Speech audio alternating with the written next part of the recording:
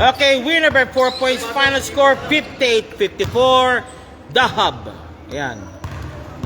The Hub. Okay. Sino pong POG? D-Mac again. Okay, D-Mac.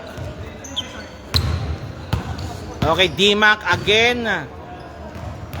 Okay, D-Mac. Bonong lekta yata ng certificate. Okay.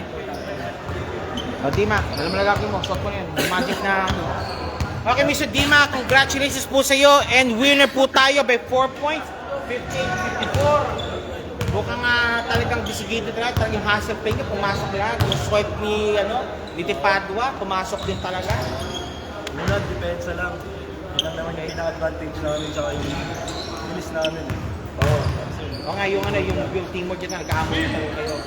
O sige sir, ang team study natin is? Ata, 3-4 ata. O sige. Ngayon sir, what to expect na for the final tier 3 games of the team talaga?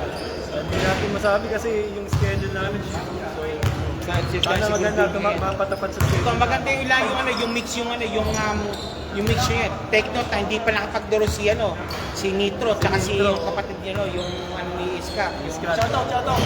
Si Gina. Okay, sir, sige sir, final 1 minute. Shoutout sir, makibigan mo. Una-una, shoutout sa asawa ko, siyempre lagi. Okay. Okay. So yun, mga kaibigan ko, family, yun lang, binabati ko.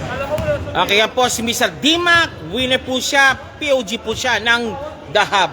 Final score, 58-54.